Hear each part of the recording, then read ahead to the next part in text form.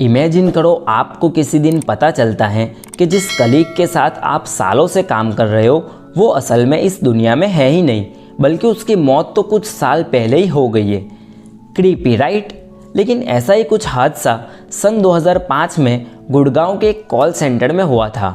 आज के इस वीडियो में हम बात करने वाले हैं एक कॉल सेंटर में काम करने वाली एक लड़की के बारे में, जो मरने के बाद भी एक कॉल सेंटर में अपनी जॉब कर रही थी। आगे बढ़ने से पहले अगर आपको क्राइम और क्रीपी मिस्ट्रीज़ में ज़रा भी इंटरेस्ट है तो प्लीज़ हमारे चैनल को सब्सक्राइब करें, आप निराश नहीं होंगे। दिल्ली के पास एक जगह है गुड़गांव, जिसका नाम बदलकर गुरुग्राम रखा गया है। पिछले कुछ सालों में गुड़गांव का बहुत ही तेज़ डेवलपमेंट हुआ है। यहाँ करीब हर बड़ी बड़ी कंपनी की ऑफिस है। ऐसे ही एक बिल्डिंग में एक बीपीओ ऑफिस था। अपनी सहूलियत के लिए समझ ले कि एक कॉल सेंटर था, सैफ्रॉन बीपीओ। एक लड़की काम करती थी इस बीपीओ में, रोज़ नाम था उसका। बहुत ही पंक्चुअल और सिंसियर थी अपने काम में, हमेशा खुश मिजाज और अपने काम से काम रखने वाली। अपने काम में इतनी सिंसियर थी कि पिछले कुछ महीनों से लगातार एम्प्लॉय ऑफ द मंथ का पुरस्कार जीत रही थी।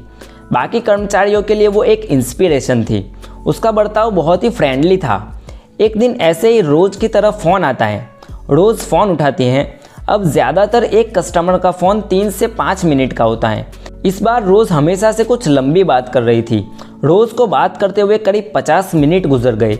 इस बीच टीम लीडर ने भी नोटिस किया कि ज़्यादातर 5 मिनट चलने वाली गुफ्तगू आज कुछ ज़्यादा ही लंबी चल रही थी।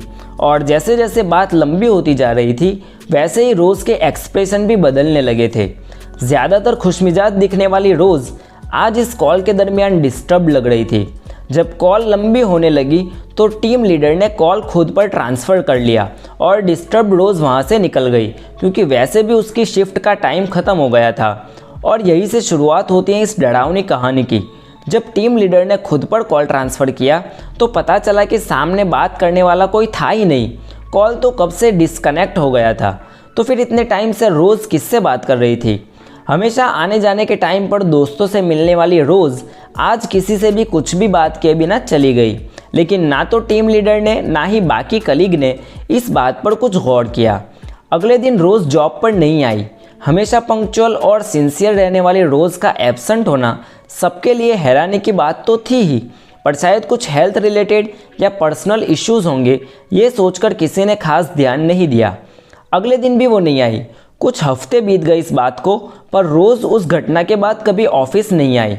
उसके दोस्त और कलीग उसे फ़ोन कर रहे थे, पर फ़ोन भी उसका स्विच ऑफ था। ना तो टेक्स्ट या मेल का कोई जवाब दे रही थी। अब उसके दोस्तों को लगा कि उन्हें रोज़ के घर जाकर जानना चाहिए कि वो आखिर क्यों जॉब पर नहीं आ रही। रोज़ के 3 दोस्त और एक टीम लीडर मिलकर रोज़ के उस पते पर पहुँचे जहाँ वो रोज़ उतरती थी। वहाँ जाकर उन्हें रोज़ तो नहीं मिली, पर लैंडलॉर्ड ने जो बताया वो सुनकर सब भौंचक के रह गए।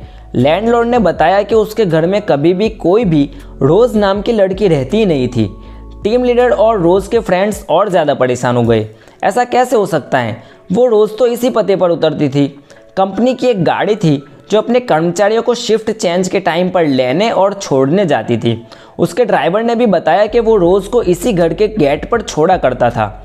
सबको लगा कुछ गलतफहमी हुई है।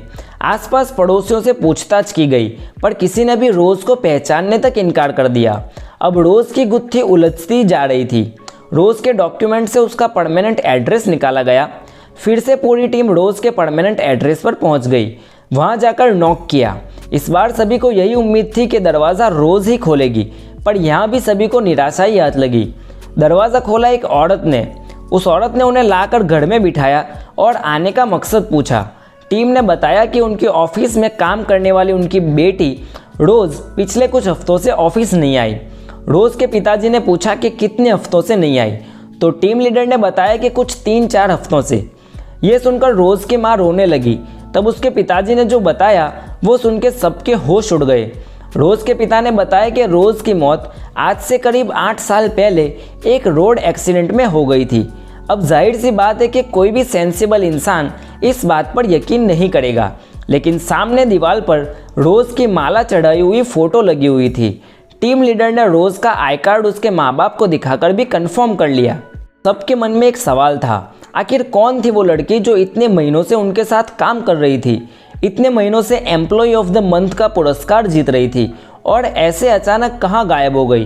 रोज़ के गायब होने के साथ ये राज ही रह गया। इस घटना का रोज़ की साथी कर्मचारी पर बहुत गहरा असर हुआ। रोज़ की सबसे करीबी दोस्त का इस घटना के कुछ समय बाद ही हार्ट अटैक से मौत हो गई।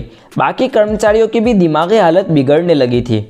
ऑफिस में काम करने वाले सभी कर्मचारी एक डर के साए में काम करने लगे थे।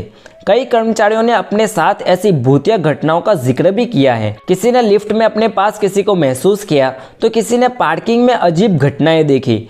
एक एक करके कई सारे कर्मचारी इस्तीफा देकर चले गए और आखिरकार एक वक्त ऐसा आया कि सैफरॉन बीपीओ ही बंद हो गया। आज के दिन जिस जगह सैफरॉन बीपीओ का ऑफिस था वो जगह खंडहर बन गई है। दरअसल जिस जगह पर सैफरॉन बीपीओ का ऑफिस बनी हुई थी उस जगह पर सालों पहले एक कब्रिस्तान हुआ करता था। लोगों का मानना है कि उसी कब्रिस्तान में से कुछ आत्माएं इस जगह पर आज भी कब्जा किए हुए हैं और रोज़ भी शायद उन्हीं में से एक थी। अब ये बात सच है या नहीं उसके बारे में तो किसी को कोई जानकारी नहीं है, लेकिन रोज़ के बारे में आज भी आसपास के ऑफिस में चर्चे होते रहते हैं। तो ये थी सैफरॉन बीपीओ के रोज़ की पूरी कहानी। अगर आपने वीडियो को यहाँ तक देखा है तो प्लीज़ लाइक कीजिए, उससे मेरे छोटे से चैनल पर बहुत असर होगा। जय हिंद।